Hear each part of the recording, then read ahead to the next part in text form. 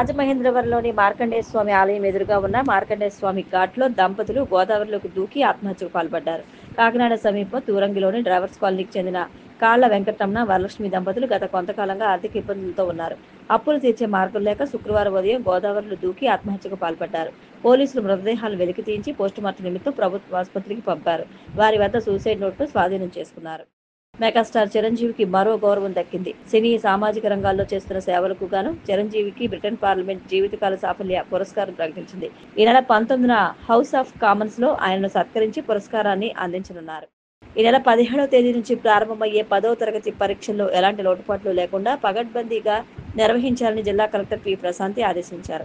పరీక్షా కేంద్రాల్లో తాగునీరు, నిరంతర విద్యుత్ సరఫరా, మెడికల్ క్యాంప్ నిర్వహించాలన్నారు. గురువారం సాయంత్రం కలెక్టర్ క్యాంప్ కార్యాలయ సమావేశ మందిరం నుంచి క్షేత్రస్థాయి విద్యా అధికారులు, ప్రధానోపాధ్యాయులు తదితరులతో జూమ్ కాన్ఫరెన్స్ నిర్వహించారు. ఈ సందర్భంగా ఆమె మాట్లాడుతూ 10వ తరగతి పరీక్షలకు జిల్లా వ్యాప్తంగా 25,723 మంది విద్యార్థులు 134 పరీక్షా కేంద్రాల్లో వార్షిక పరీక్షలకు హాజరు కానున్నట్లు వెల్లడించారు. జిల్లా వ్యాప్తంగా 22 పోలీస్ స్టేషన్లలో ప్రశ్నాపత్రాలను, జవాబు పత్రాలను భద్రపరిచినట్లు తెలిపారు.